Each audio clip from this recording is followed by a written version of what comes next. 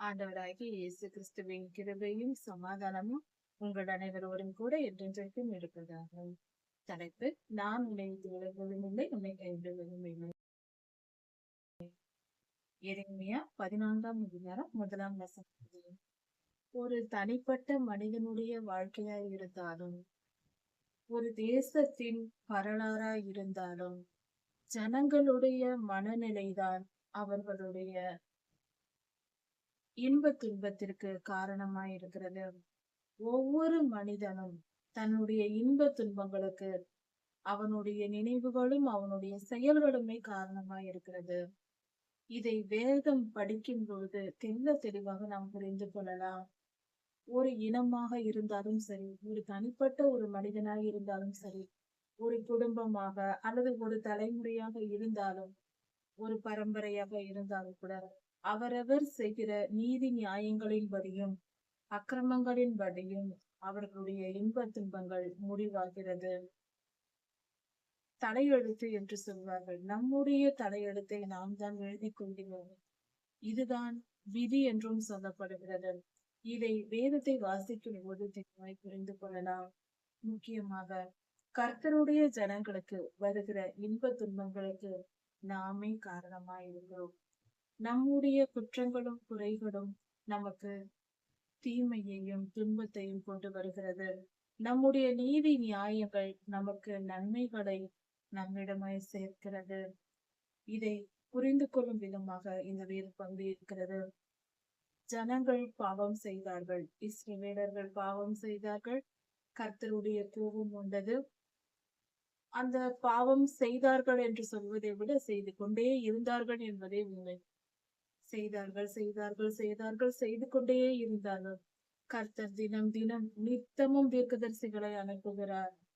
பல விதங்களில் பலர் மூலமாக கர்த்தர் ஜனங்களோடு பேசி மனம் திரும்பும்படி மனிதனோடு அவர் போராடி கொண்டிருக்கிறார். எவ்வளவுதான் கர்த்தர் போராடினாலும், அவர் தம்முடைய தூதர்களை அனுப்பினாலும், தீர்க்கதரிசிகளை அனுப்பினாலும், தம்முடைய வார்த்தையை கொடுத்தாலும் ஜனங்கள் இஸ்ரவேலர்கள் மனம் திரும்பவில்லை. இந்த சம்பவம் 2400 வருடங்களுக்கு முன்பாக நடந்த சம்பவத்தை குறித்து இங்கு சொல்லப்பட்டிருக்கிறது. இந்த வேத பகுதியின் ஒவ்வொரு வார்த்தையும், ஒவ்வொரு எழுத்தின் உறுப்பும் நம்முடைய வாழ்க்கையை பாதிக்கிறதாகவும் நம்முடைய வாழ்க்கையை புரிந்து கொள்வதற்கும் இது மிகவும் உதவியாயிருக்கிறது.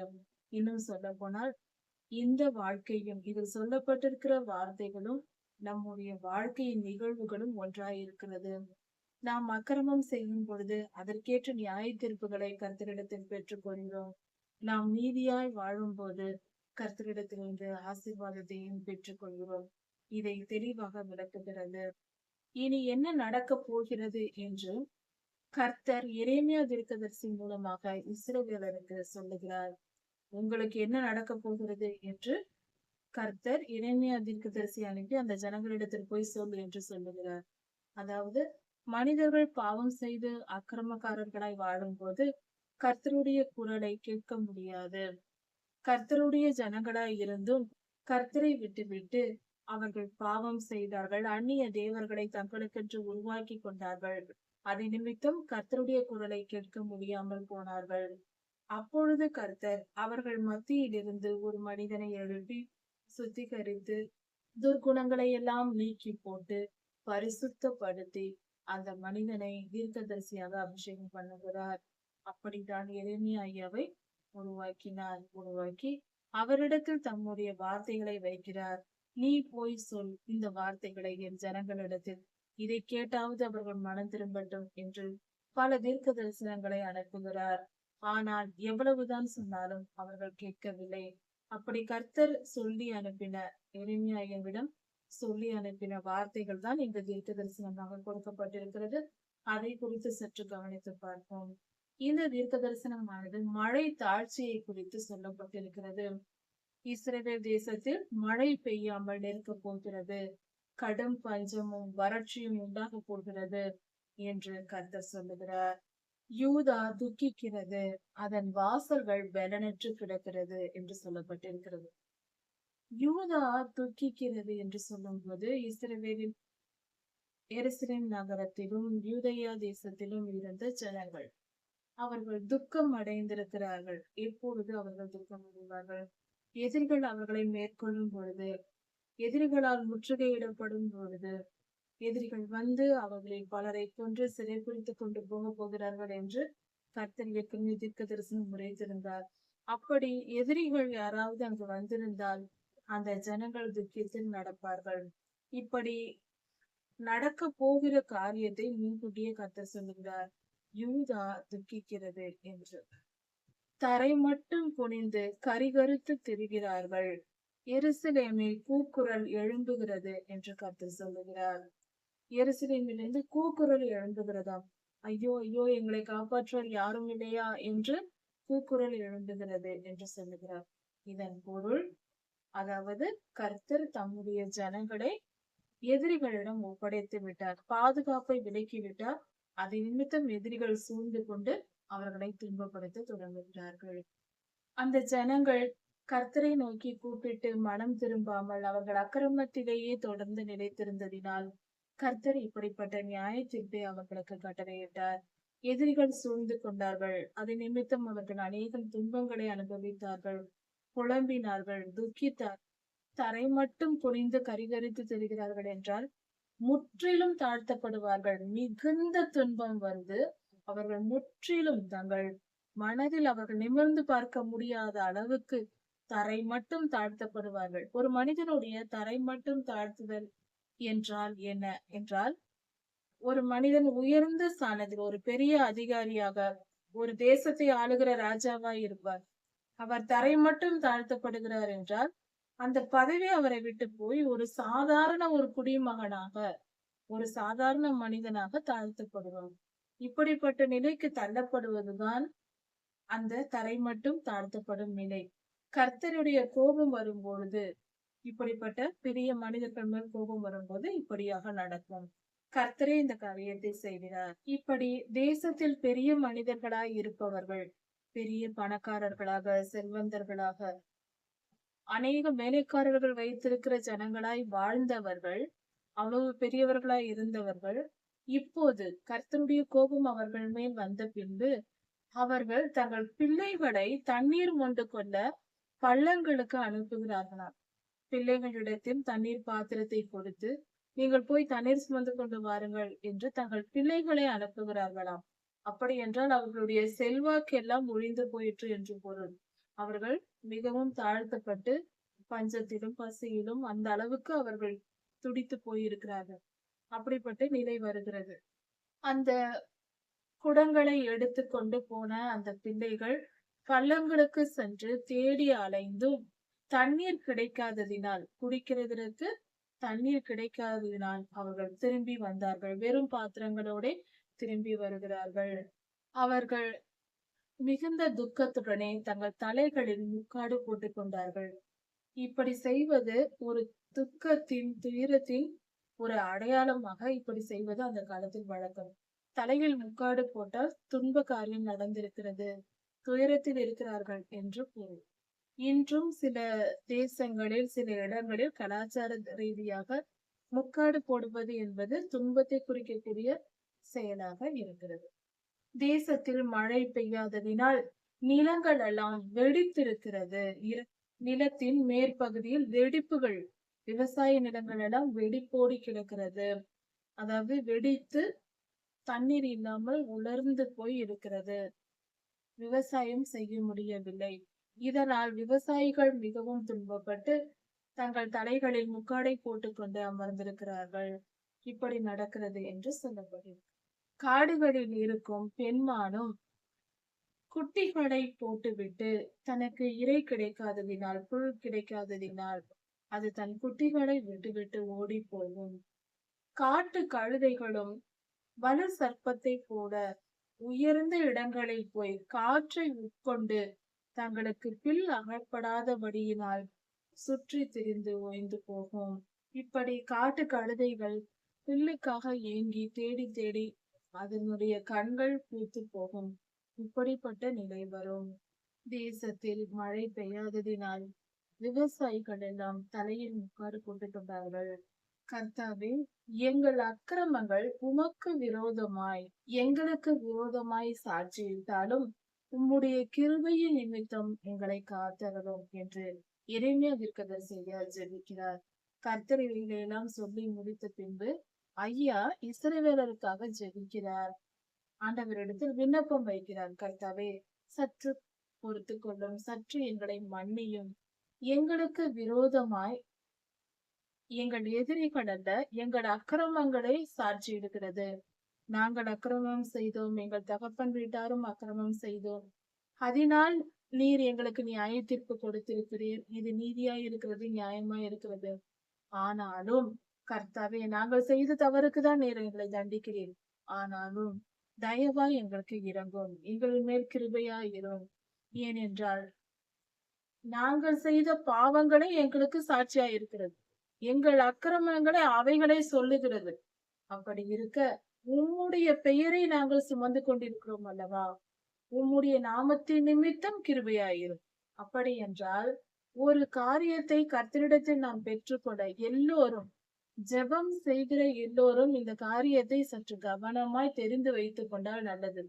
அன்றாட ஜெபத்திற்கு இந்த வார்த்தைகள் மிகவும் முக்கியம். அதாவது, நாம் நமக்கு வரும் துன்பங்களுக்கு தகுதியுடையவர்களாய் இருக்கிறோம். அந்த துன்பத்தை அடையவே நமக்கு தகுதி இருக்கிறது. இன்பமாய் வாழ்வதற்கும் சமாதானமாய் வாழ்வதற்கும் நமக்கு தகுதி கிடையாது. ஏனென்றால் நம்முடைய அக்கிரமங்கள் மகா பெரியது. அந்த காலத்தில் இருந்து நம் முன்னோர்கள் இஸ்ரவேலர்கள் பாவம் செய்தார்கள். அவர்கள் தலைமுறை தலைமுறையாக நாம் இன்று வரை நாம் அவர்களுடைய தலைமுறையில் பிறந்து வந்திருக்கிறோம். இன்று வரை நாம் அக்கிரமம் செய்கிறவர்களாக, அநியாயம் செய்கிறவர்களாக இருக்கிறோம். கர்த்தருக்கு கீழ்ப்படியாதவர்களாக தான் வாழ்ந்து கொண்டிருக்கிறோம். அப்படி இருக்கும்போது கர்த்தரிடத்திலிருந்து நன்மையை பெற்றுக்கொள்ள, ஆசீர்வாதத்தை பெற்றுக்கொள்ள நமக்கு என்ன தகுதி இருக்கிறது? ஒரு தகுதியும் இல்லை. தகுதி இல்லாதவனுக்கு கர்த்தர் எப்படி கொடுப்பார்? நிச்சயம் எந்த ஆசீர்வாதத்தையும் பெற்றுக்கொள்ள நம்மால் முடியாது. ஆனால் ஒரே ஒரு வழி மட்டும் உண்டு. அது என்னவென்றால், நம்முடைய அக்கிரமங்கள் நமக்கு இன்பத்தையும் சமாதானத்தையும் வரவிடாது, நன்மையை வரவிடாது. ஆனால் கர்த்தருடைய பிள்ளைகள் என்று நாம் அவருடைய பெயரை சுமந்திருக்கிறோம் அல்லவா? அவருடைய பெயர் நம்மை ஆசீர்வதிக்கும். கர்த்தரிடத்திலிருந்து ஆசீர்வாதத்தை கொண்டு வரும். அது எப்படி? அதாவது, நம்மை பார்க்கிறவர்கள், அந்நியர்கள் என்ன சொல்வார்கள்? இவர்கள் கிறிஸ்தவர்கள் என்று சொல்வார்கள் அல்லவா? நாம் அக்கிரமம் செய்து நாம் தண்டனையை அனுபவித்தாலும் பார்க்கிறவர்கள் என்ன சொல்வார்கள்? இவர்கள் கிறிஸ்தவர்கள், இவர்கள் தெய்வம் இவர்களை காப்பாற்றவில்லையா, இவர்கள் ஏன் இவ்வளவு துன்பப்படுகிறார்கள் என்று சொல்வார்கள் அல்லவா? அப்படி சொல்லாமல் இருக்கும்படியாக கர்த்தாவே எங்களை காப்பாற்றும் என்று சொல்லுகிற ஜெபம். அதாவது, எங்கள் அக்கிரமத்துக்கு நாங்கள் தண்டனை அனுபவித்தாலும் பார்க்கிறவர்கள் உண்மைதான் கர்த்தாவே தவறாக சொல்வார்கள். நீர் எங்களை காப்பாற்றவில்லை என்று சொல்வார்கள் அல்லவா? அதனால் எங்களை காப்பாற்றும். உம்முடைய பெயருக்கு மகிமை உண்டாகும்படி உம்முடைய பிள்ளைகள் என்ற பெயர் எங்களுக்கு இருக்கிறது அல்லவா? அதனால் எங்களை ஆசீர்வதி.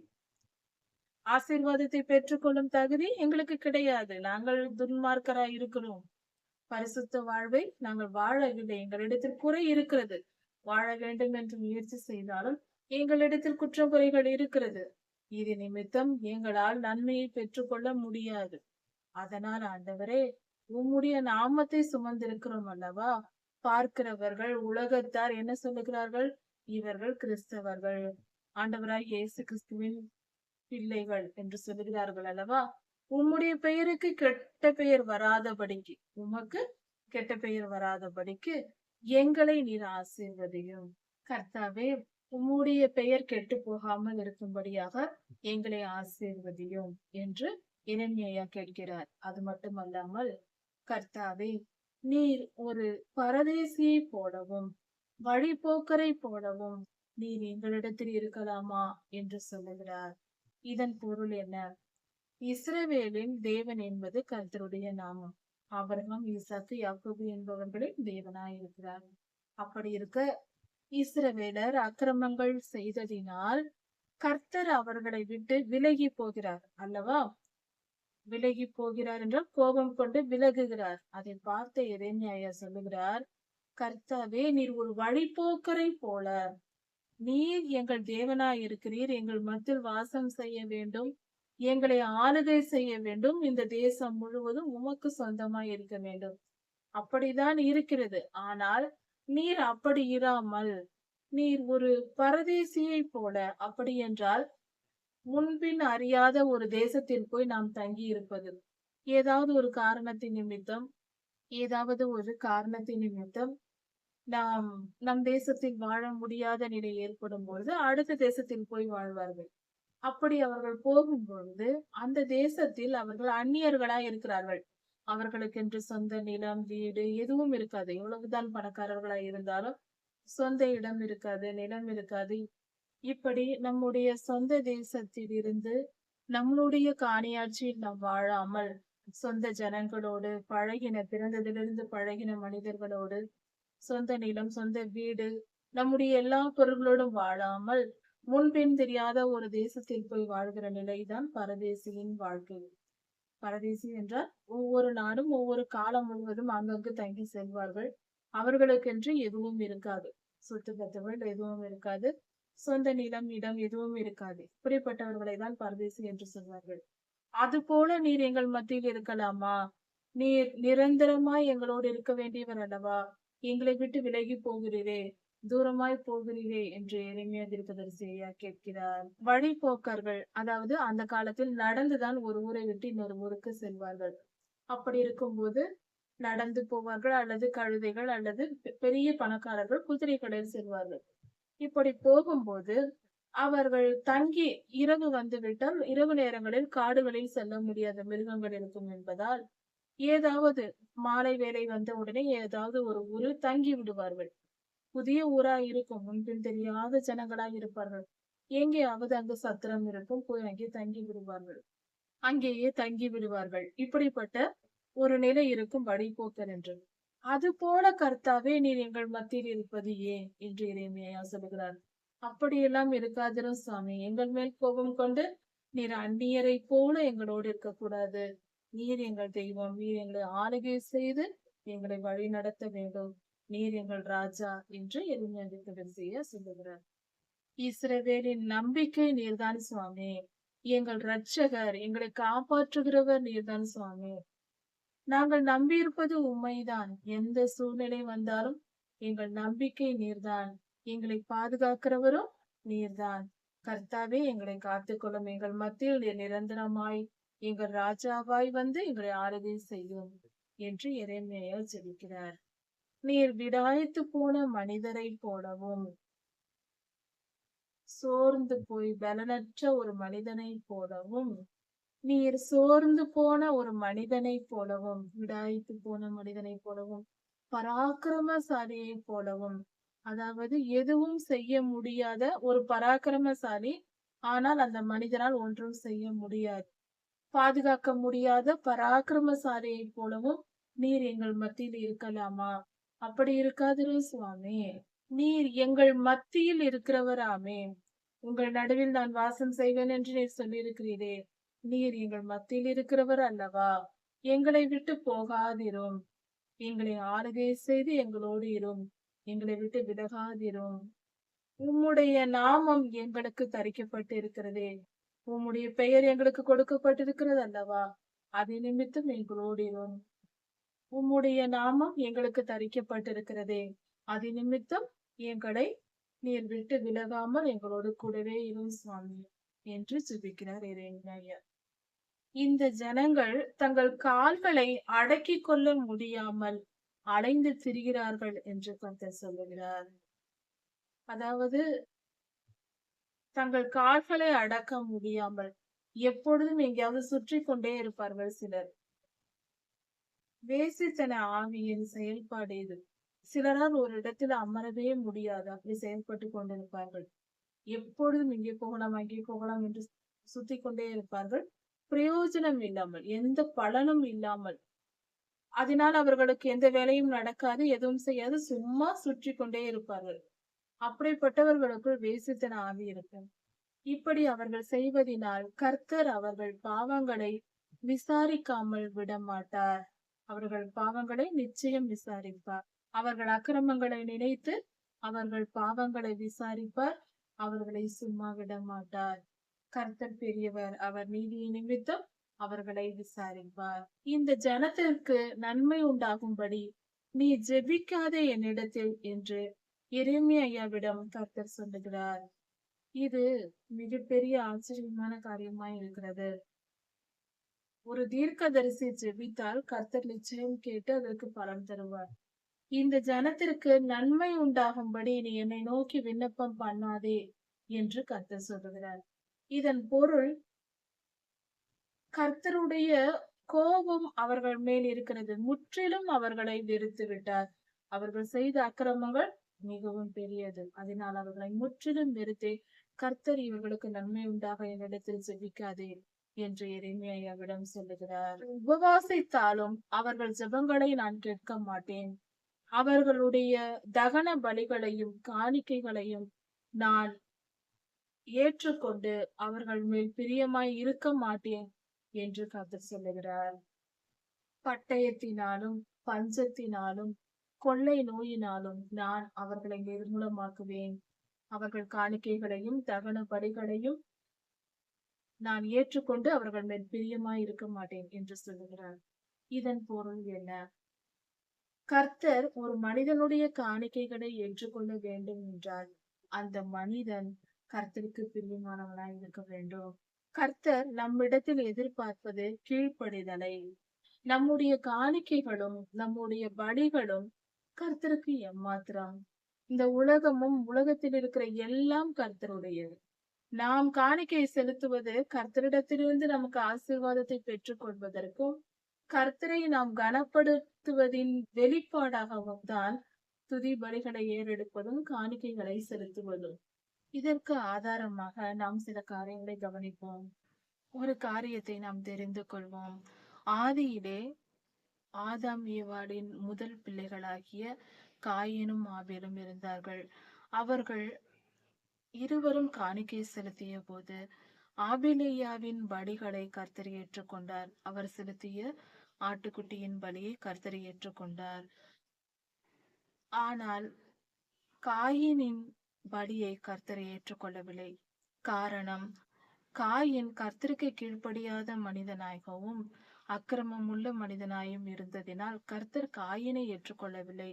அதனால் அவர் செலுத்திய காணிக்கைகளையும் ஏற்றுக்கொள்ளவில்லை. ஆபேலையா அப்படியல்ல. அவர் கர்த்தர் மேல் நேசம் வைத்தார். இதற்கு அடையாளம் என்னவென்றால், அந்த பலி பொருள்களை அவர்கள் எடுக்கும் பொழுது முதலில் ஆபேல் எப்படி தெரிந்தெடுக்கிறார் என்றால், தன் மந்தையில் இருப்பதிலேயே சிறந்ததை எடுத்து கர்த்தருக்கு பலி செலுத்துகிறார். அப்படி கொடுக்கப்பட்ட பலியை அவர் அன்போடு கூட கர்த்தருக்கு செலுத்தின அந்த பலியை கர்த்தர் ஏற்றுக்கொண்டார். காயின் அப்படி அல்ல. தன் விளைச்சல்களில் கொஞ்சம் எடுத்து கொண்டு வந்து கொடுத்தார். அவர் அன்போடு நேசத்தோடு கர்த்தருக்கு முதற் பலனை செலுத்தவில்லை. இதனால் காயினின் காணிக்கை அங்கீகரிக்கப்படாமல் இருந்தது. இதன் மூலம் நாம் தெரிந்து கொள்ளுகிற காரியம், கர்த்தர் நம்மிடத்தில் எதிர்பார்ப்பது மன மாற்றத்தை. காணிக்கை செலுத்துவதும் பலி செலுத்துவதும் இதற்காக தான். நம் இருதயத்தை வெளிப்படுத்தும் ஒரு செயலாக, நம் அன்பை கர்த்தருக்கு வெளிப்படுத்தும்படியாக, நாம் கர்த்தரை எந்த அளவுக்கு மதிக்கிறோம், மரியாதை கொடுக்கிறோம் நம் ஆண்டவருக்கு என்பதை வெளிப்படுத்தும்படியாக தான் காணிக்கைகளும் பலிகளும் செலுத்தப்படுகிறது. அப்படி நாம் செலுத்துகிறோம் என்றால் நாம் அதை பரிசுத்த உள்ளத்தோடு கர்த்தரை நேசித்து அவருக்கு கீழ்ப்படிந்து வார்த்தையின்படி வசனத்தின்படி நாம் அதை செலுத்த வேண்டும். இந்த பரிசுத்தம் இருந்தால்தான் நம்முடைய காணிக்கைகளும் பலிகளும் அங்கீகரிக்கப்படும். கர்த்தர் நம்மை ஏற்றுக்கொண்டால்தான் நம் காணிக்கைகளை ஏற்றுக்கொள்வார். இது கர்த்தருடைய குணமாய் இருக்கிறது. இப்படி கர்த்தருக்கு பிரியமாய் வாழ்வதை கற்றுக்கொள்ளாமல் நாம் எப்பொழுதும் நம் விருப்பப்படி வாழ்ந்து கொண்டு கர்த்தருக்கு காணிக்கை செலுத்தி விடுகிறேன், தசம பாகம் செலுத்தி விடுகிறேன், நாம் காணிக்கைகளை அதிகமாய் கொடுப்பதினால் கர்த்தருடைய ஆசீர்வாதம் வந்துவிடும் என்று நினைக்க கூடாது. கர்த்தருடைய ஆசீர்வாதம் நமக்கு கிடைக்கும். ஆனால் முழு உள்ளத்தோடு கர்த்தருக்கு கீழ்ப்படிந்து அவரை நேசித்து அவருக்கு நாம் துதி பலி செலுத்தி அவருக்கு காணிக்கை கொடுக்கும் பொழுதுதான் அவைகள் ஏற்றுக்கொள்ளப்படும். அதனால் ஆசீர்வாதம் வரும். உலகம் போற்றுவதற்காக நாம் காணிக்கை கொடுத்தால் கர்த்தரிடத்திலிருந்து பலனை எதிர்பார்க்க முடியாது. புரிந்து கொண்டு நடப்போம். கர்த்தர் நம்மிடத்தில் எதிர்பார்ப்பது அன்பு, கீழ்ப்படிதல், ஒழுக்கம், பரிசுத்த வாழ்க்கைதான். அதன் பிறகுதான் மற்ற காரியங்கள். தசம பாகம், காணிக்கை எல்லாம் அவசியம் செய்ய வேண்டும்.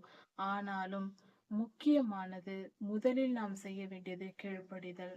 கர்த்தருக்கு கீழ்ப்படிந்து பின்பு மற்ற காரியங்களை செய்யும் பொழுது அது அங்கீகரிக்கப்படும். கர்த்தரால் அது நமக்கு ஆசீர்வாதத்தை தரும். அப்படி இல்லாமல் நம் விருப்பப்படி நாம் எதையாவது செய்து கொண்டிருந்தால் கர்த்தரிடத்திலிருந்து கர்த்தருடைய கோபத்திற்கு ஆளாகி நாம் துன்பத்தை அனுபவிக்க வேண்டி வரும். பஞ்சங்களும், கொள்ளை நோயும், பட்டயமும், சண்டை சச்சரவுகள் போன்ற காரியங்கள் நடக்கும் என்று கர்த்தர் சொல்லுகிறார். இதனால் நன்மையும் தீமையும் நம்மிடத்தில் தான் இருக்கிறது என்பது தெளிவாக புரிகிறது. நான் உன்னை விட்டு விலகுவதும் இல்லை, உன்னை கைவிடுவதும் இல்லை என்று சொன்ன தேவன் நம்மோடு கூட இருக்கிறார், நம்மை பார்த்து கொண்டிருக்கிறார். நம் செயல்களை மட்டுமல்ல, நம் நினைவுகளையும் அறிந்த தேவனாய் இருக்கிறார். அப்படிப்பட்ட தேவனுக்கு நாம் கீழ்ப்படிவோம், சமாதானமாய் இருப்போம். எரேமியா 14ஆம் அதிகாரம் 12ஆம் வசனம் முதல் 22ஆம் வசனம் வரை. கர்த்தர் பெரிய காரியங்களை செய்கிறவர். அவர் அன்புள்ளவர், கிருபை உள்ளவர் என்பது நமக்கு தெரியும். அன்பு என்றால் என்ன? அன்பு என்பது ஒருவர் மேல் நாம் அன்பு வைத்தால், உண்மையான அன்பு இருந்தால் நாம் என்ன செய்வோம்? அவர்கள் எப்பொழுதும் நன்றாக இருக்க வேண்டும் என்று நினைப்போம். அதற்கு பெயர்தான் அன்பு என்பதெல்லாம் கனிவான சொற்கள் அல்ல. இனிமையாய் பேசினால் அவர்கள் நம்மிடத்தில் அன்பாய் இருக்கிறார்கள் என்று பொருள். அது கனிவான பேச்சு, உண்மைதான். ஆனால் உண்மையான அன்போடு கூட கனிவாய் பேசுகிறவர்கள் தான் நம்ம இடத்தில் உண்மையாய் அன்பு காட்டுகிறார்கள் என்று பொருள். அன்பு என்ன செய்யும்? எப்பொழுதும் கொஞ்சிக் கொண்டே இருக்கும் என்று நினைக்க கூடாது. அன்பு சில நேரம் கண்டிக்கும், அடிக்கும். அது நம் நன்மைக்காக, நம்மை காப்பாற்றும்படியாக. உதாரணத்திற்கு, பெற்றோர்கள் சிறு பிள்ளைகளை, நம்முடைய பிள்ளைகளை நாம் எப்படி வழி நடத்துகிறோம்? அவர்கள் மிகுந்த அன்புள்ளவர்களாய், அன்பு கண்டிக்கவும் செய்யும். நம்மை கண்டித்து வழிநடத்துவதும் அன்புதான். பெற்றோர்கள் பிள்ளைகளை தவறு செய்யும் போது கண்டிப்பதும், ஆசிரியர்கள் கண்டிப்பதும் அன்போடுதான். அன்பு இருப்பதினால் தன்னுடைய மாணாக்கர்கள் நன்றாக படிக்க வேண்டும், அவர்கள் எதிர்காலம் நன்றாயிருக்க வேண்டும் என்ற அக்கறையுடன் ஆசிரியர்களும் பிள்ளைகளை கண்டித்து வழி நடத்துகிறார்கள். அதற்கு பெயரும் அன்புதான். அதே போல கர்த்தரும் நம்மை கண்டித்து வழி நடத்துகிறார். அது அவருடைய முழு அன்பின் அடையாளம். அது மட்டுமல்ல, அவர் நீதி உள்ளவர், கிருபை நிறைந்தவர்தான். ஆனாலும் நீதி உள்ளவரும் கூட. ஒரு நீதிமான், ஒரு மனிதன், ஒரு ராஜாவாய் இருக்கிறார் ஒரு தேசத்திற்கு என்றால், அந்த தேசத்தின் ராஜா நீதியோடு நடக்க வேண்டும். அன்போடு நடக்கிறேன் என்பதற்காக எல்லாருடைய தவறுகளையும் அப்படியே விட்டு வந்தால் அந்த ராஜா ஆளுகை செய்வது சரியா இருக்குமா? ஒரு மனிதன் தவறு செய்கிறான், அவனிடத்திலும் அன்பு காட்டி விட்டு விடுவது, அப்படியே செய்து கொண்டு வந்தால் தேசத்தில் எங்கும் அக்கிரமம் பெருகிவிடும் அல்லவா?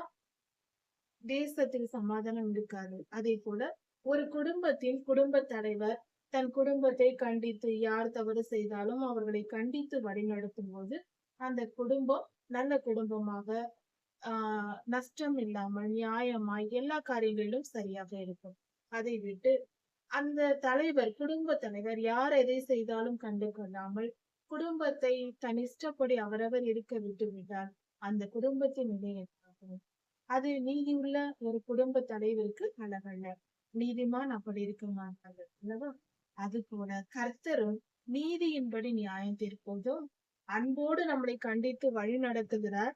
அடங்காத பொழுது நாம் திருந்தவே மாட்டோம் என்ற முடிவுக்கு,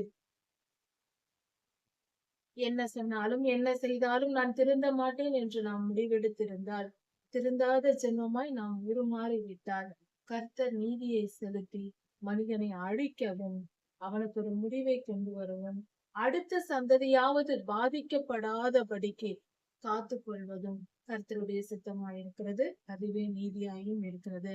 கர்த்தர் நீதியாய் இந்த பூமியை நியாயத்திருக்கிறார்.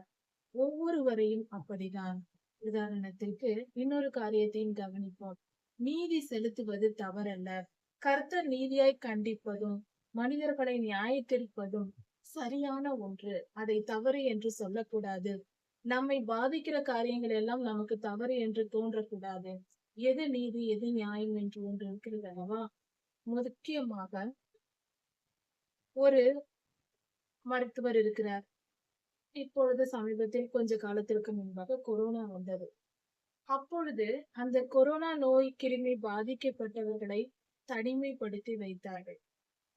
அவர்கள் மரணம் அடைந்ததும் ஒரு சாதாரண அடக்க ஆராதனையெல்லாம் நடக்கவில்லை. அடக்கம் செய்வது போல இல்லாமல் பல விதங்களில் அவர்களை அடக்கம் செய்தார்கள். ஏனென்றால் மற்றவர்களுக்கும் அப்படிப்பட்ட நோய் தொற்றிக் கொள்ளக்கூடாது.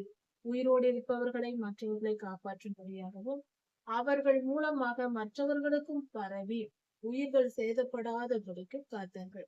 இது நீதியான செயல்தானே? அது போலதான் சில நேரங்களில் மனிதர்கள் அக்கிரமமும் துன்மார்க்கமும் அளவுக்கு அதிகமாய் போகும்போது சில நேரங்களில் கர்த்தர் அவர்களை தண்டிக்கிறார். அதை குறித்து இந்த வேதவசனம் தெளிவாய் நமக்கு சொல்லுகிறது. ஆதி முதல் கர்த்தர் இந்த பூமியில் ஒரு பரிசுத்த சந்ததியை உருவாக்க வேண்டும் என்கிற ஆசையோடு தான் எல்லா காரியங்களையும் செய்கிறார். ஆதாம் ஏவாளை சிருஷ்டித்தார். அவர்கள் பரிசுத்தமாய் இருந்தார்கள். ஆனால் அதன் பின்பு பாவம் செய்தார்கள். அவர்களின் 10வது தலைமுறையாக நோவா ஐயாவின் குடும்பத்தை, பரிசுத்தமான அந்த குடும்பத்தையே தெரிந்து கொண்டார். அவர்கள் பாவம் இல்லாதிருந்தார்கள். அவர்களை உத்தம நீதிமானாய் இருந்ததினால் நோவா ஐயாவின் குடும்பத்தை தெரிந்து கொண்டார். அடுத்த 10வது தலைமுறையாக ஆபிரகாம் ஐயாவை தெரிந்து கொண்டார். அவர்களில் பரிசுத்தமாக இப்படி அவர்களின் 3ஆம் தலைமுறையாக இஸ்ரவேலர்களை தெரிந்து கொண்டார். அதாவது இஸ்ரவேல் எனும் யாக்கோபை தெரிந்து கொண்டு அவர்களின் குமாரர்கள் 12 பேரையும் தன்னுடைய ஜனமாக தெரிந்து கொண்டார். அந்த 12 கோத்திரத்தாரும் இஸ்ரவேலர்கள் என்று சொல்லப்படுகிறார்கள். இப்படி கர்த்தர் தெரிந்து கொண்டு அவர்கள் 60 பேரை எகிப்துக்கு அனுப்பினார். கர்த்தர் எகிப்துக்கு யோசேப்பு ஐயாவின் காலத்தில் எகிப்துக்கு போனார்கள். அங்கு பலுகி பெருகி 430 வருடங்கள் இருந்து அங்கு மிகவும் கொடுமையையும் அடிமைத்தனத்தையும் அனுபவித்து கர்த்தரை நோக்கி கூப்பிட்டார்கள். அங்கும் அவர்கள் பாவம் செய்து கொண்டுதான் இருந்தார்கள். அவர்களை மீட்டு கொண்டு மோசே ஐயாவை எழுப்பி அந்த தீர்க்கதரிசியின் மூலமாக, பரிசுத்தவான் மூலமாக கர்த்தரை எகிப்திலிருந்து அவர்களை புறப்பட பண்ணினார். இப்படி புறப்பட பண்ணி ஆசீர்வதித்து அவர்களை எல்லா காவலோடும் காத்து, உணவிலிருந்து, உடையிலிருந்து, தங்குமிடம் எல்லாவற்றையும் கொடுத்து, வானத்து மன்னாவை கொடுத்து, அக்கினி ஸ்தம்பத்தையும் மேக ஸ்தம்பத்தையும் கொடுத்து பத்திரமாக அவர்களை அழைத்து வந்து வனாந்திர பயணத்தில் 40 வருடம் பயணம் செய்தார்கள். அப்பொழுது கர்த்தர் அவர்களோடு உடன்படிக்கை செய்தார். நீங்கள் என் ஜனமாய் இருப்பீர்கள். என் கட்டளைகளின் கற்பனைகளின் கை கொண்டு நடந்தால் நீங்கள் என் ஜனமாய் இருப்பீர்கள். நான் உங்கள் தெய்வமாய் இருப்பேன் என்று உடன்படிக்கை செய்தார். அந்த கட்டளைகளையும் நியாய பிரமாணத்தையும் கர்த்தரிட்ட சட்டதிட்டங்களையும் இவர்கள் கீழ்ப்படியவில்லை. யோசுவையாவின் காலத்தில் கானானுக்குள் பிரவேசித்த போது கொஞ்ச காலம் இருந்தார்கள். அதன் பின்பு அவர்கள் தவறினார்கள், மறந்து போனார்கள். கர்த்தரை மறந்தார்கள். கர்த்தரிட்ட கட்டளைகளை மறந்தார்கள். கர்த்தர் தினம் தினம் தீர்க்கதரிசிகளை அனுப்பினார். அவர்களை மனம் திரும்பும்படி சொன்னார். பல விதங்களில் பல காலங்கள், பல நூற்றுக்கணக்கான வருடங்கள் கர்த்தர் அவர்களுக்கு மனம் திரும்ப வாய்ப்பு கொடுத்து காத்து கொண்டிருந்தார். ஆனால் அவர்கள் திருந்தவில்லை. ராஜாக்களின் புஸ்தகத்தை வாசித்து பார்த்தால் ஒவ்வொரு ராஜாவும் எப்படியெல்லாம் எழும்பினார் என்று பார்க்கலாம். கடைசியில் எசேக்கியா தீர்க்கதரிசியின் காலத்தில் ஒரு சம்பவம் நடக்கிறது. எசேக்கியா ராஜா கர்த்தருக்கு பரிசுத்தமாய் இருக்கிறார். பெரும்பாலும் மற்ற ராஜாக்களை போல அல்லாமல் எசேக்கியா ராஜா கர்த்தரிடத்தில் பக்தியோடு நிறைவோடு நடந்து கொள்ளுகிறார். அவருடைய செயல்கள் கர்த்தருக்கு பிரியமாய் இருக்கிறது. அவரை ஆசீர்வதித்தார் கர்த்தர். அப்படி இருக்க அவர் வியாதிப்பட்டு கிடக்கிறார். அவர் உடல்நிலை முடியாமல், அதாவது புற்றுநோய் வந்து இருக்கும் பொழுது எரேமியா தீர்க்கதரிசி மூலமாக அவர் இறந்து விடுவார் என்று கர்த்தர் சொல்லி அனுப்புகிறார். ஆனால் எசேக்கியா ராஜா மிகவும் அழுகிறார். மீண்டும் 15 வருடம் அவருக்கு ஆண்டவர் கூட்டி கொடுக்கிறார் ஆயுள் நாளை. இப்படி அவர் உயிர் பிழைத்து வந்த செய்தி வந்து பாபிலோனுக்கு போகிறது. தூர தேசத்தில் உள்ள பாபிலோனிலிருந்து அங்கிருந்து எசேக்கியா ராஜாவின் நட்புறவோடு கூட அந்த ராஜா, அதாவது பாபிலோனின் ராஜா தம்முடைய தூதர்களை அனுப்பி எசேக்கியா ராஜாவுக்கு நன்கொடைகளை அனுப்புகிறார். அவர் உயிரோடு மீண்டும் எழும்பி வந்ததற்கு வாழ்த்து தெரிவித்து நன்கொடை அனுப்புகிறார். பாபிலோனிலிருந்து வந்த தூதர்களுக்கு எசேக்கியா ராஜா ஒரு மிகப்பெரிய தவறை செய்கிறார். தன்னிடத்தில் இருக்கிற எல்லா பொக்கிஷங்களையும் அழைத்து கொண்டு போய் காட்டுகிறார்.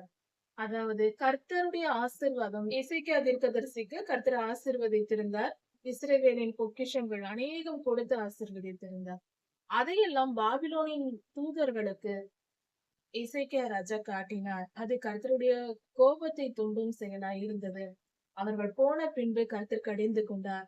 நீ எதையெல்லாம் காட்டினாய் என்று கேட்கிறார். நான் அவர்களுக்கு காட்டாத பொருள் ஒன்றும் இல்லை, எல்லாவற்றையும் காட்டினேன். அரண்மனையில் உள்ளது, தேவாலயத்தில் உள்ளது, பொக்கிஷங்கள் எல்லாவற்றையும் நான் காட்டினேன் என்று சொல்லுகிறார். இது மிகப்பெரிய தவறாய் இருக்கிறது. அப்பொழுது கர்த்தர் கோபம் கொண்டு கர்த்தர் அவரை சபித்தார். அதாவது எப்படி அவர்கள் எல்லாவற்றையும் பார்த்தார்களோ அதே போல இதை எல்லாவற்றையும் சூறையாடி கொண்டு போவார்கள் என்று சொன்னார். அப்பொழுது எசேக்கியா ராஜா மிகவும் துயரப்படுகிறார். கர்த்தர் சொன்னார், அது உன்னுடைய காலத்தில் அல்லாமல் உன்னுடைய குமாரனின் காலத்தில் நடக்கும் என்று சொன்னார். அதே போல நடந்தது. அதாவது எசேக்கியா ராஜாவுக்கு பின்பாக அவருடைய காலம் முடிந்து மனாசே இஸ்ரவேலின் ராஜாவாய் இருந்து 50 வருடங்கள் அரசாட்சி செய்து அநேகம் பாவங்களின் ஆரம்பத்தில் நல்ல மனிதராக வாழ்ந்தாலும் அதன் பின்பு எல்லையில்லா அக்கிரமங்கள் அந்நியர்களை காட்டிலும் அநேகம் பாவங்களை செய்து கர்த்தருக்கு அருவருப்பான செயல்களை எருசலேமில் செய்து ராஜாவாய் மனாசே இருந்தார். அந்த ராஜா செய்த செயல்கள் எண்ணற்றவை.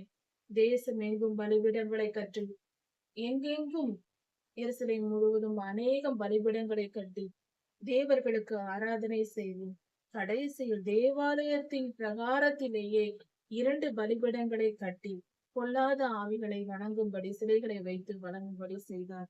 இப்படிப்பட்ட செயல்கள் எல்லாம் மனாசே செய்ததினால் கர்த்தர் ராஜாவின் காலத்தில் இப்படியாக இப்பொழுது இந்த வசனங்கள் கொடுக்கப்பட்டிருக்கிற காரியங்கள் சொல்லப்பட்டிருக்கிறது. அதை அழித்து போட போகிறார். பாபிலோன் ராஜாவுக்கு ஒப்பு கொடுக்க போகிறார். இந்த மனாசே ராஜாவின் காலத்தில் தான் இது நடக்கிறது. என்ன நடக்கிறது? இஸ்ரவேலர்கள் பலமுறை எச்சரித்தும் அவர்கள் கெட்டு போனார்கள். அவர்கள் கர்த்தரிடம் மனம் திரும்பாமல் பொல்லாத தேவர்களை வணங்குவதும் விக்கிரகாராதனை செய்வதும் தங்கள் சொந்த பிள்ளைகளை அக்கினிக்கு இரையாக்குவதும் தீக்கடக்க பண்ணுவதும் இப்படிப்பட்ட கர்த்தருக்கு அருவருப்பான எல்லா செயல்களையும் அவர்கள் செய்தார்கள். இப்படி அவர்கள் அக்கிரமங்கள் பெருகி இருக்கிற காலத்தில் தான் கர்த்தர் எரேமியா தீர்க்கதரிசியை கொண்டு தீர்க்க தரிசனம் உரைத்துக் கொண்டிருக்கிறார். இந்த சூழ்நிலையில் கர்த்தர் சொல்லுகிறார், இஸ்ரவேல் எப்படி இருந்தது என்றால், அதாவது கர்த்தர் சொல்லுகிறார், நான் பஞ்சத்தாலும் பட்டயத்தாலும் அவர்களை அழித்து போடுவேன் என்று கர்த்தர் எரேமியா தீர்க்கதரிசியினிடத்தில் சொல்லுகிறார்.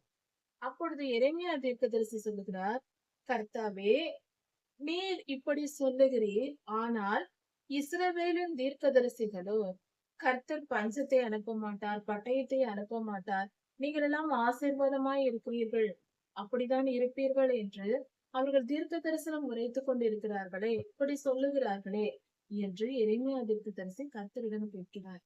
அதற்கு கர்த்தர் சொல்லுகிறார், இஸ்ரவேலின் தீர்க்கதரிசிகள் இன்னும் என்ன சொல்லுகிறார்கள்? உறுதியான சமாதானத்தையே கர்த்தர் கொடுத்திருக்கிறார் என்று தீர்க்க தரிசனம் உரைத்துக் கொண்டிருக்கிறார்கள். சுவாமி, உம்மை பற்றி இப்படி அவர்கள் சொல்லுகிறார்கள். நீரோ என்னிடத்தில் சொல்லுகிறீர், பஞ்சத்தையும் பட்டயத்தையும் வரவழைத்து அவர்களை எல்லாம் நான் அழித்து போடுவேன் என்று சொல்லுகிறீர். என்ன சுவாமி என்று எரேமியா தீர்க்கதரிசி குழப்பமாய் கேட்கிறார். அப்பொழுது கர்த்தர் தீர்க்கதரிசிகள் எரேமியா ஐயாவிடம் சொல்லுகிறார், தீர்க்கதரிசிகள் என் நாமத்தை கொண்டு பொய்யாய் தீர்க்க தரிசனம் சொல்லுகிறார்கள். நான் தான் சொன்னேன் என்று கர்த்தர் சொன்னார், கர்த்தர் சொன்னார் என்று அவர்கள் பொய்யாய் தீர்க்க தரிசனம் சொல்லிக் கொண்டிருக்கிறார்கள். நான் அப்படி சொல்லியதும் இல்லை, அவர்களிடத்தில் நான் பேசியதும் இல்லை என்று கர்த்தர் சொல்லுகிறார். அவர்களுக்கு நான் அப்படி கற்பிக்கவே இல்லை. அவர்கள் கள்ள தரிசனத்தையும் கள்ள சகுனத்தையும் இல்லாத விசேஷங்களையும் சொல்லிக் கொண்டிருக்கிறார்கள். அவர்கள் தங்கள் இருதயத்தின் கபடத்தையே தீர்க்க தரிசனமாய் சொல்லிக் கொண்டிருக்கிறார்கள். இருதயத்தில் கபடம் என்றால் தாமாக கற்பனை செய்து கொண்டு இந்த ஜனங்களிடத்தில் இப்படி சொன்னால்தான் நல்ல பெயர் எடுக்கலாம் என்று, அதாவது ஒரு தீர்க்கதரிசி எழும்பி ஒரு திருச்சபையில் வந்து, ஜனங்களே நீங்கள் எல்லாம் பாவம் செய்கிறீர்கள், கர்த்தர் உங்கள் மேல் கோபமாய் இருக்கிறார், உங்களுக்கு தண்டனை வரப்போகிறது என்று சொன்னால் அடுத்த முறை அந்த பிரசங்கியார் அந்த திருச்சபைக்குள் உள்ளே விட மாட்டார்கள். இவர் என்ன இப்படி சொல்லுகிறார் என்று உண்மையை சொல்ல முடியாது அல்லவா? இன்றைய நிலை திருச்சபைகளில் இப்படி இருக்கிறது. உண்மையை சொன்னால் என்ன சொல்வார்கள்? கர்த்தர் சொன்ன தீர்க்க தரிசனங்களை சொன்னார். இவர்கள் எவ்வளவு அக்கிரமம் செய்தாலும் கர்த்தர் உங்களை ஆசீர்வதிப்பார். கர்த்தர் உங்களை ஆசீர்வதிப்பார். நீங்கள் பலுகி பெருகுவீர்கள் என்று ஆசீர்வாத வசனத்தை சொல்லும் பிரசங்கியார்களை தான் ஜனங்கள் விரும்புகிறார். அல்லவா? பலர் அப்படிதான். எல்லோரும் அல்ல, பலர் அப்படி இருக்கிறார்கள். உண்மையாய் கர்த்தர் சொன்ன தரிசனங்களை சொல்லி ஆவியானவர் பாவத்தை குறித்தும் நீதியை குறித்தும் கண்டித்து உணர்த்துவார் என்று வேதவசனம் சொல்கிறது.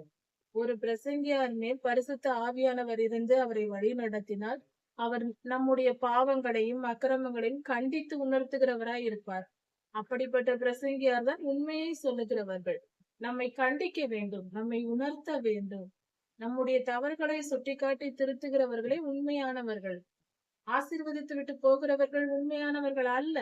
அவர்கள் தங்கள் இருதயத்தின் கபடத்தையே சொல்லுகிறார்கள். இப்படிதான் அந்த காலத்தில் தீர்க்கதரிசிகள் இருந்திருக்கிறார்கள். எருசலேமில் இருந்தவர்கள் இப்படி செய்திருக்கிறார்கள்.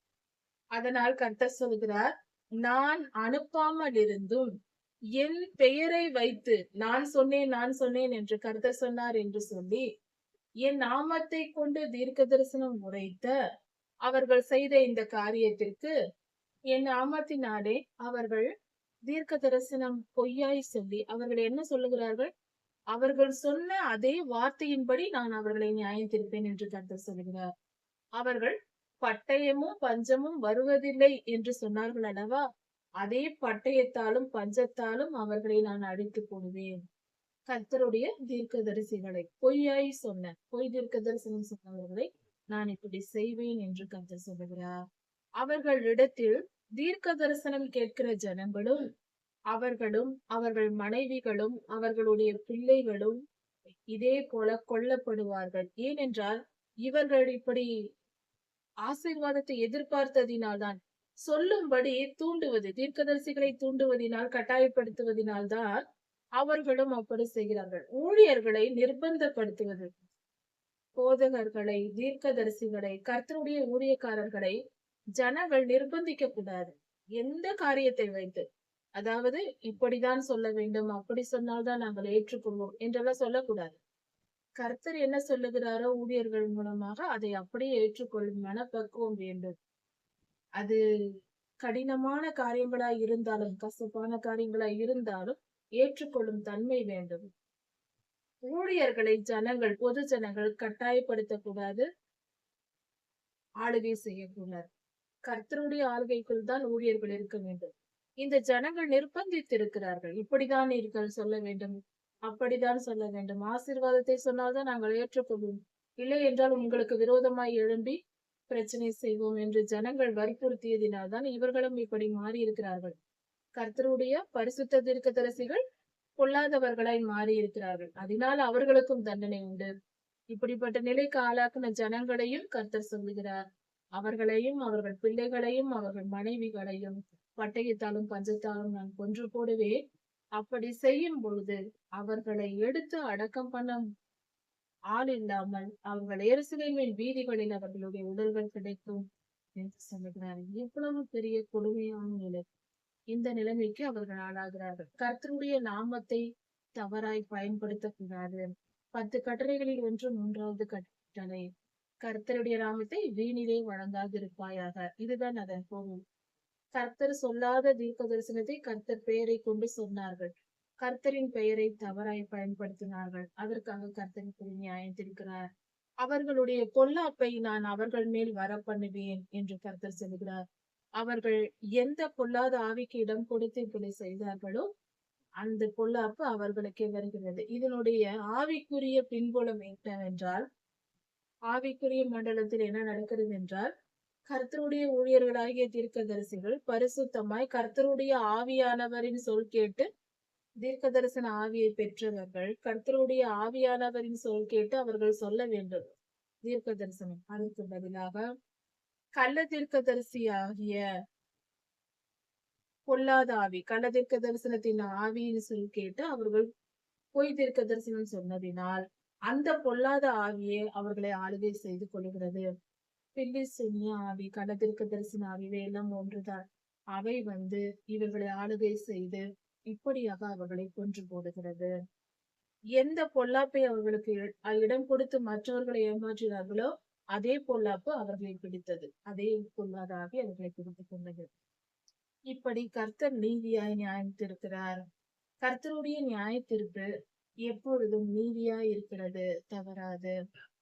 கர்த்தர் சொல்லுகிறார், மிகுந்த வேதனையோடும் கர்த்தருடைய இருதயம் எந்த அளவுக்கு துக்கப்படுகிறது என்று பார்க்கும்போது ஆச்சரியமா இருக்கிறது.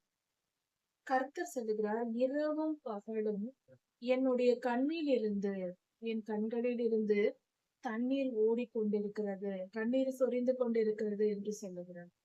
கர்த்தருடைய அழுகை தெரிகிறது. கர்த்தர் அழுது கொண்டிருக்கிறாராம் இரவும் பகலும். ஏன் என்றால் அவர் சொல்லுகிறார், என் குமாரத்தி, என் ஜனமாகிய என் குமாரத்தி கொடிய வாதையினாலும் அடியினாலும் காயப்பட்டிருக்கிறாள். என் ஜனமாகிய கண்ணிகையான குமாரத்தி கொடிய வேதனையினாலும் மிகுந்த அடியினாலும் காயப்பட்டிருக்கிறார். அதை நினைத்து கர்த்தர் அழுகிறாராம். கண்ணீர் வந்து கொண்டிருக்கிறார். அதாவது நீதிய நிமித்தம் கர்த்தர் ஜனங்களை அடித்து இப்படி எருசலேமை பொல்லாப்புக்கு ஒப்பு கொடுக்கிறார். ஆனால் ஒன்றை யோசிப்போம், நம்முடைய வழிகள் எத்தனை காலத்தில் உருவாகிறது? நம் வாழ்க்கையில் நாம் செய்கிற தவறுகள், அதனால் வரும் துன்பங்கள், இதெல்லாம் ஒரு குறிப்பிட்ட காலம் இருக்கிறது அல்லவா?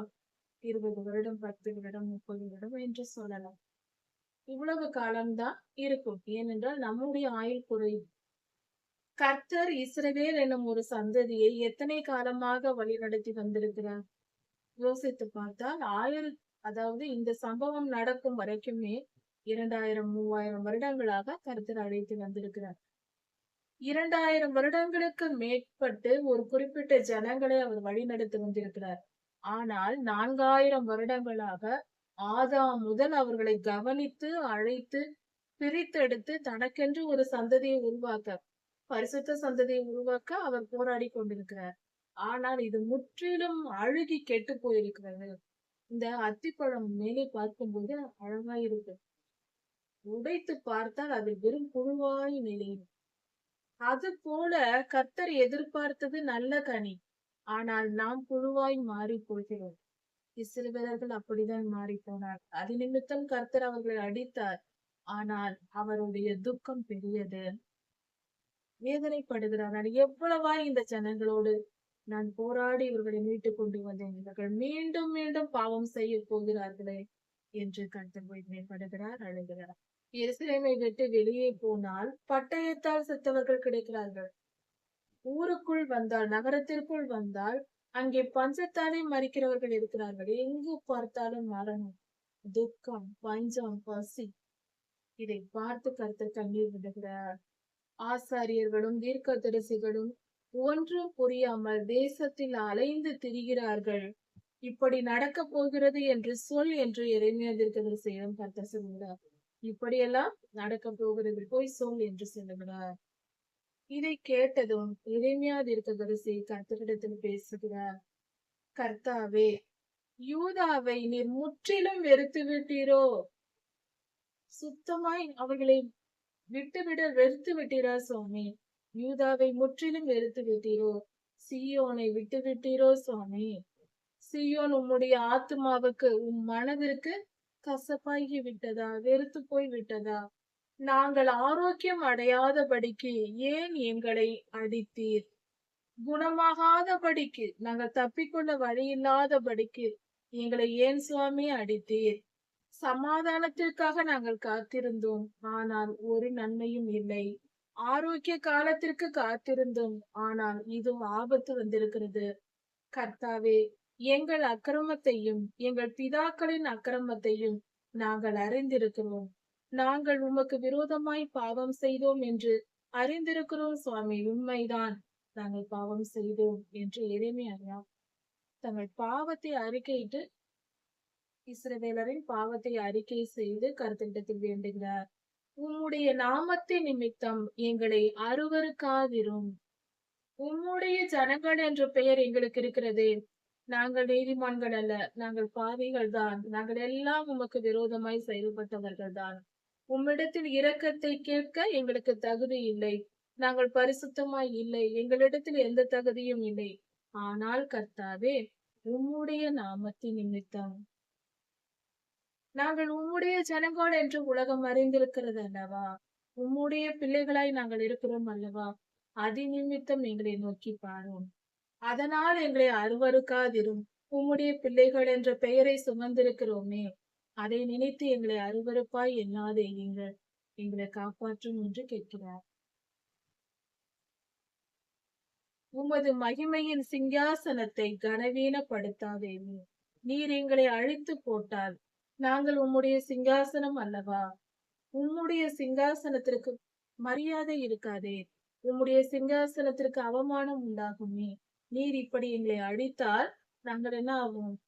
அவமானப்பட்டு போவோம். அது உம்முடைய பெயர் அல்லவா கெட்டு போகும். அதனால் எங்களை காப்பாற்றும். அதனால் அப்படி செய்யாதிரும் என்று எளிமையாக கேட்கிறார்.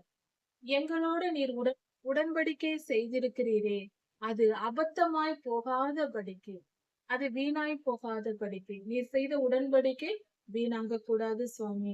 தயவாய் எங்கள் மேலிரும், எங்களை நினைத்து பாரும், கொஞ்சம் நினைத்து பாரும் என்று கெஞ்சுகிறார் எரேமியா. கர்த்தாவே, இந்த உலகத்தில் மழையை யார் வர்ஷிக்க பண்ணுவார்?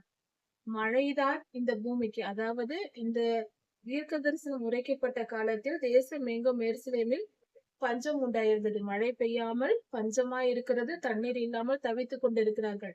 அந்த காலத்தில் தான் இந்த தீர்க்க தரிசனம் உரைக்கப்படுகிறது. எரேமியா கர்த்தரிடத்தில் பேசிக் கொண்டிருக்கிறார்.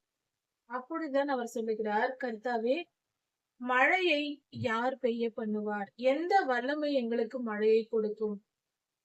எந்த ஒரு சக்தியும் மழையை எங்களுக்கு கொடுக்காதே. யாரால் முடியும்? மழை எப்படி வரும்? அல்லது தானாய் மேகங்கள் மழையை கொடுக்குமா? அதுவும் அல்ல. கர்த்தாவே, மழையை கொடுக்கிறவர் நீர்தான். நீர் கொடுக்காவிட்டால் நாங்கள் எப்படி பிழைத்திருப்போம்? வேறு எந்த வல்லமை எங்களுக்கு மழையை தர முடியும்? நாங்கள் பஞ்சத்தில் இருக்கிறோம். மழை இல்லாமல் இருக்கிறது, காய்ந்து கிடக்கிறது பூமி. எங்களை நீர்தான் ஆசீர்வதிக்க வேண்டும், மழையை தாரும் என்று கேட்கிறார். எங்கள் தேவனாகிய கர்த்தரல்லவா எங்களுக்கு நீர் மழையை தருகிறவர், எங்களை காப்பாற்றுகிறவர். ஆதலால் உண்மையே நோக்கி நாங்கள் காத்திருக்கிறோம் சுவாமி, எங்களுக்கு மழையை தாரும் என்று கேட்கிறார். இவைகளை எல்லாம் உண்டு பண்ணினவர் நீர்தான் கர்த்தாவே, எங்களை காப்பாற்றும் என்று எரேமியா கர்த்தரிடத்தில் கேட்கிறார். பஞ்ச காலம், கர்த்தர் கோபம் கொண்டு மழை பெய்யாமல் அடைத்திருக்க பண்ணுகிறார். வானத்தின் மேகங்கள் பெய்யவே இல்லை. அப்பொழுதுதான் இந்த உரையாடல் நடக்கிறது கர்த்தருக்கும் எளிமையாகும். இப்படியாக இந்த சம்பவம் நடந்து முடிகிறது. இதிலிருந்து நாம் கற்றுக்கொள்ள வேண்டியது, பொய் தீர்க்க தரிசனம் சொல்லக்கூடாது. கர்த்தர் சொல்லாத வார்த்தையை கர்த்தர் சொன்னார் என்று சொல்லக்கூடாது. இந்த காரியம் அப்படி செய்வதனால் கர்த்தருடைய கோபத்திற்கு ஆளாக வேண்டி வரும். எப்பொழுதும் கர்த்தருக்கு பயந்து நடக்க வேண்டும், உண்மையானவர்களாய் இருக்க வேண்டும். பொய், பித்தலாட்டம் எதுவும் நம்மிடத்தில் இருக்கக்கூடாது. நம்முடைய நாவு பரிசுத்தமானதாய் இருக்க வேண்டும். நம் இருதயம் பரிசுத்தமானதாய் இருக்க வேண்டும். கர்த்தருக்கு பிரியமானவர்களாய் மாறுவோம், பாவத்தை விட்டு விலகுவோம். கர்த்தருடைய கண்களில் கண்ணீரை வரவழைக்கிறவர்களாக இல்லாமல் நாம் அவர் சந்தோஷப்படும்படி நடந்து கொள்கிற கீழ்ப்படிதல் உள்ள பிள்ளைகளாய் மாறுவோம். கர்த்தர் நம்மை விட்டு விலகுவதும் இல்லை, நம்மை கைவிடுவதும் இல்லை. கர்த்தருடைய ஆசீர்வதிப்பாராக. இதன் தொடர்ச்சியை அடுத்த செய்தியில் பார்க்கலாம்.